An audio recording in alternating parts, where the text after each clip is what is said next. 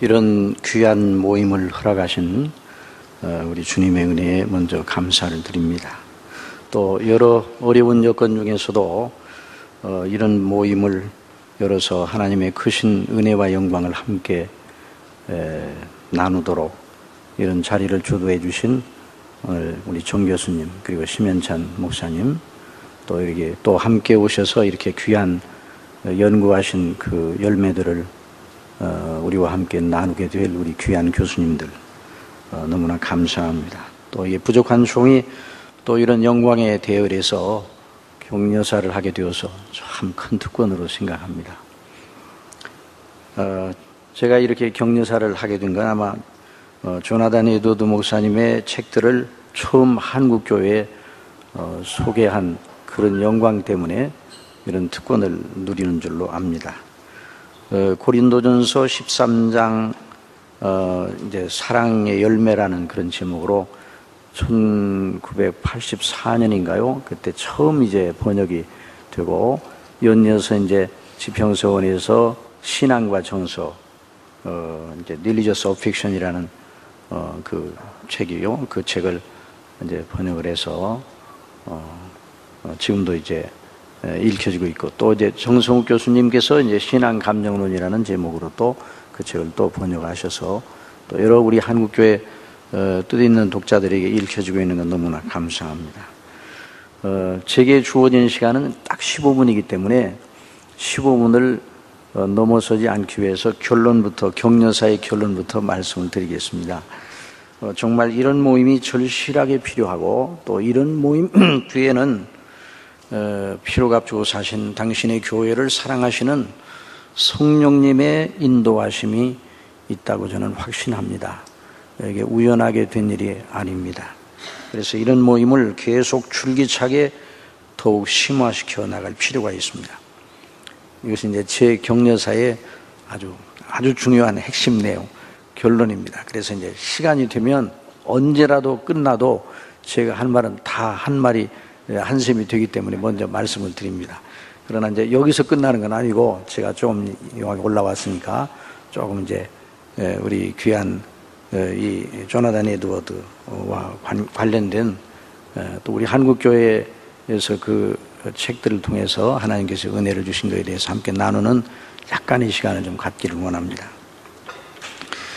조나단 에드워드 목사님을 제가 안 것은 로이드 존즈 목사님을 통해서였습니다. 로이드 존즈 목사님이 어떤 의미에서 조나단 에드워드를 통해서 역사하신 하나님의 그 영광을 20세기에 이렇게 드러낸 그렇게 하나님께서 인도하셔서 드러낸 아주 중요한 일을 하셨다고 저는 봅니다. 이미 뭐 여러분도 다 알다시피 조나단 에드워드 목사님의 그 전작집 2권을 로이드 존즈 목사님이 헌 책박에서 사서 읽다가 눈에서 비늘이 떨어졌다 그렇게 말했습니다. 유명한 얘기인데요.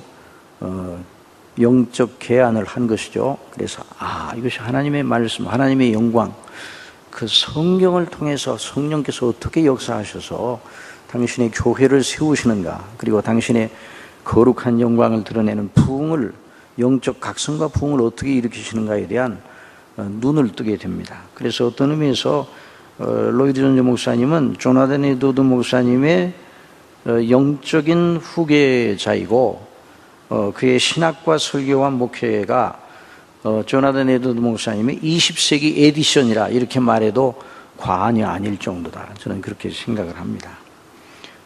제가 이제 조나단 에드워드 목사님을 안 것도 로이드 존즈 목사님 통해서이고 아마 우리 한국교회 많은 분들이 그런 경로를 통해서 조나단 에드워드 목사님께 관심을 가졌을 것입니다. 아마 여기 교수님들도 아마 그리 하셨을 거라고 저는 생각합니다.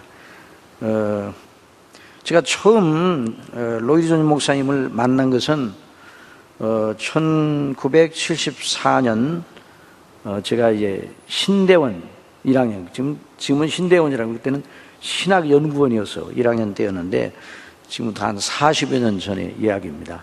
그때 상황은 아주 지금과 달랐습니다.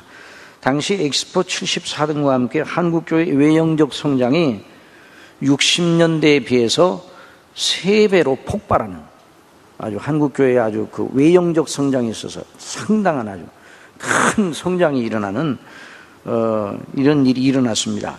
그것이 로이드 존슨 목사님의 말하는 부흥이냐 하는 물음에 대해서는 여러 가지 이제 이견이 있을 수 있어요. 그러나 하여튼 한국교회의 지평이 크게 확장되는 그런 때였습니다.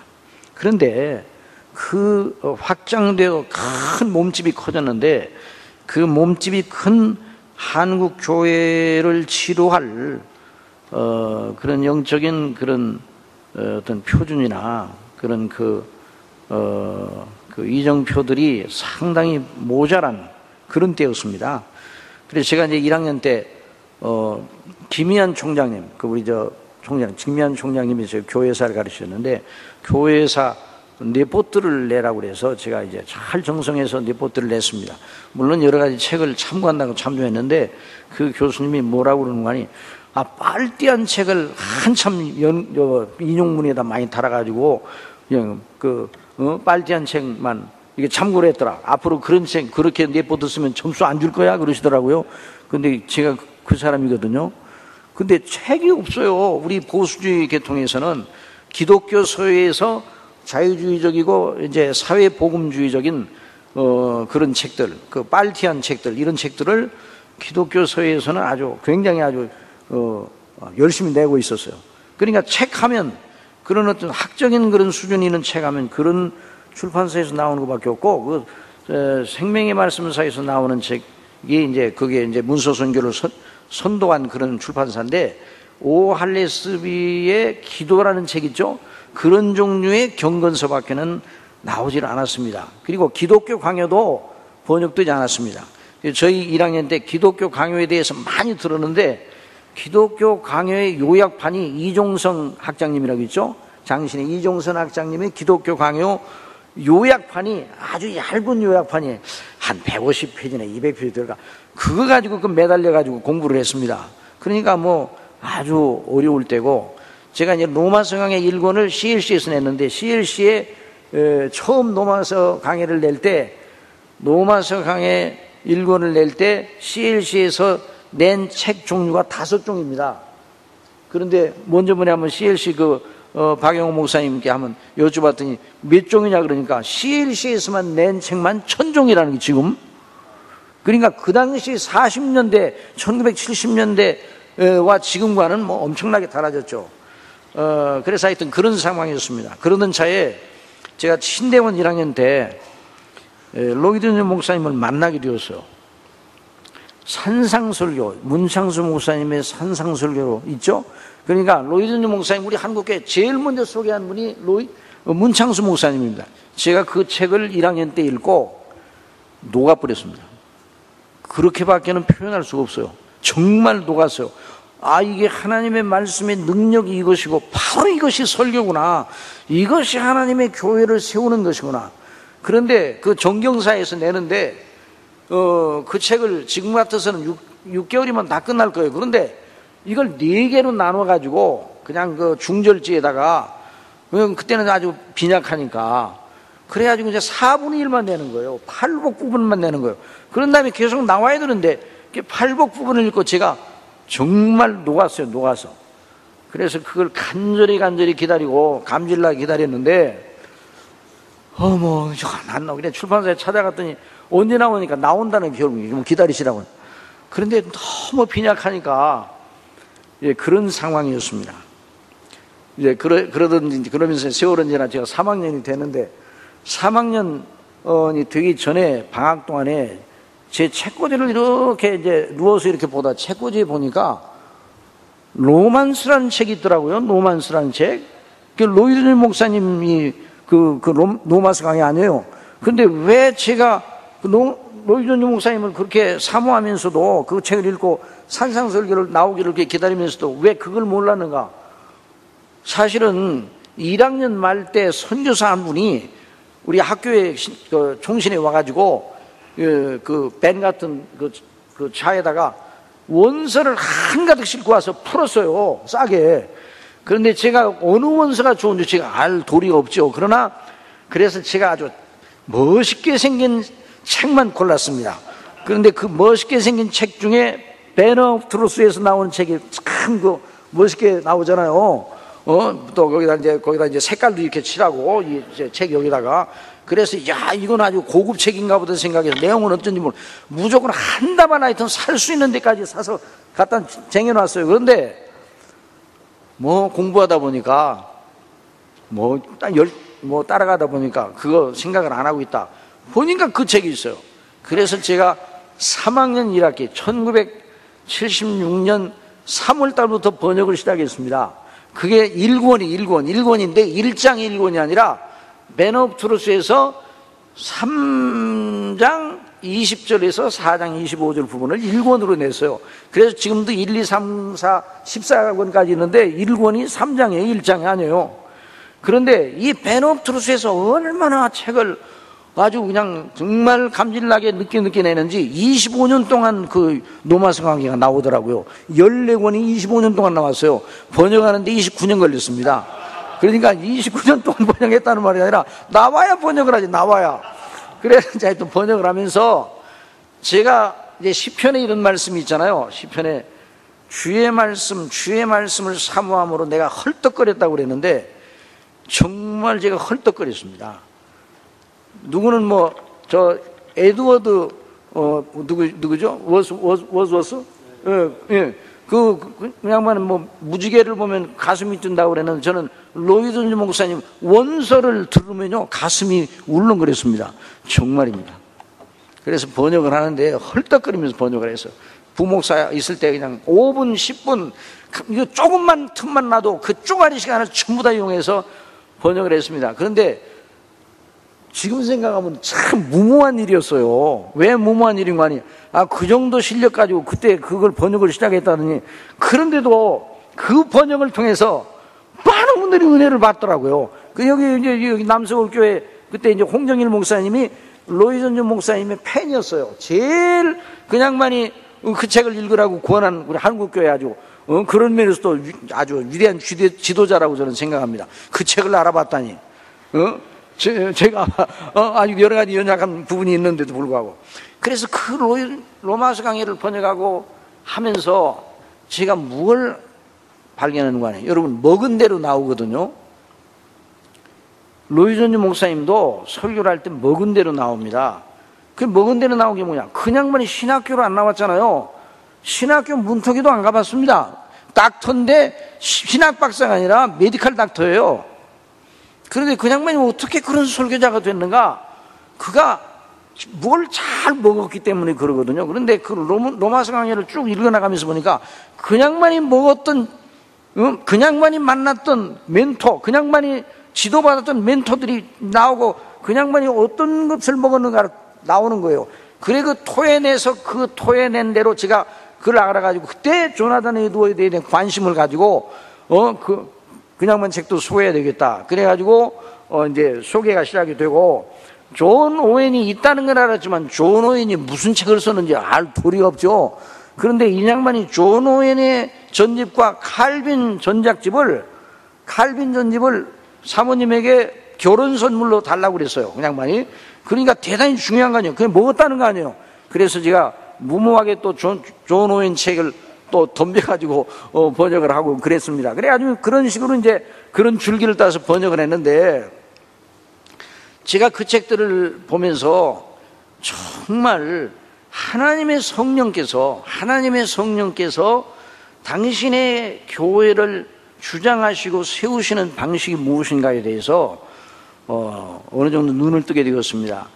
성경은 종결이 됐지만, 성경 계시는 종결이 됐지만 그 성경을 어떻게 교회가 먹고 그 교회가 그 성경을 이해하고 그 성경을 어떻게 적용해야 되는가를 교회사를 통해서 가르쳐 주셨잖아요. 성령께서 지금도 가르쳐 주신단 말이죠. 그런데 교회사를 통해서 가르쳐 주시는데 시대마다 당신의 종들을 세워가지고 그 하나님의 말씀이 무엇인가를 성령께서 역사하셔서 세워주셔서 기름 부으셔서 세우셔가지고 그걸 깨닫게 해주시고 그것이 체계화되고 이어져 내려가 체계화돼서 그것이 신학이 되고 그 신학이 개혁주의다 저는 그렇게 믿고 있거든요. 그러니까 영적인 거봉들이 중간중간에 그 산맥을 이루는 거봉들이 있단 말이죠. 그래서 초대교회 사도 또 속사도 교부 지나서 또 어거스틴 지나서 그 다음에 이제 중세는 하여튼 일단 하여튼 뛰어넘고 1000년 기간인데 그 얼마나 긴 기간이에요. 근데 그건 빨리 뛰어넘자고요. 뛰어넘고 그래서 종교개혁, 청교도 그리고 영적 각성시대 그리고 영적 부흥시대 그리고 20세기에 로이드존 여기까지 오는 큰 산맥이 있잖아요. 이 산맥을 누가 주장하셨는가? 성령께 주장하시고 그 산맥마다 거봉들이 있는데 그 거봉들이 바로 조나단 에드워드, 존 칼빈, 존 오웬, 또 청교도들, 또 조지 휘필도, 또 조나단 에드워즈, 스폴전 이와 같은 거봉들이 있었단 말이에요. 그 사람들을 멘토로 삼아서 로이드 목사님이 공부를 했습니다. 그러니까 영광의 시대를 집중적으로 하나님의 영광이 드러난 시대를 집중적으로 연구를 하였고 그 연구한 결과 그런 사람으로 하나님이 또 세우셔서 20세기의 최대의 강해 설교자가 되고 우리 교회가 나가야 할 그 길이 무엇인가를 분명히 보여주신 그런 분이거든요. 그러니까 조나단 에드워드가 로이드 존 목사님에게 가장 큰 영향을 미친 그런 분이에요. 그러기 때문에 오늘 이런 자리를 마련했다는 건 정말 성령께서 우리 한국교회를 사랑하신 것이라고 생각합니다. 이제 끝으로 시간 많이 지나는 끝으로 제가 우리가 또 한번 이건 알아야 돼요. 어느 산상 집회를 갔더니 목회자들이 한 6천여 명 모였는데 목회자들 이제 그리고 사모님들 다 모였는데 그 강사가 무슨 말 하는 건 이런 말을 했어요.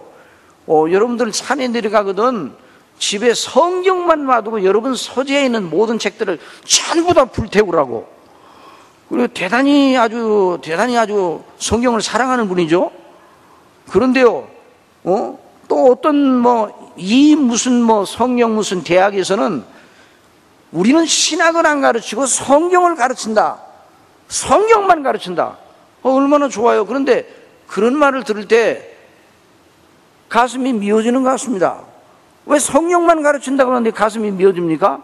여러분 성경을 누가 가르치든지 그 가르치는 사람의 신학이 반드시 성경을 가르치는데 채색되기 마련입니다.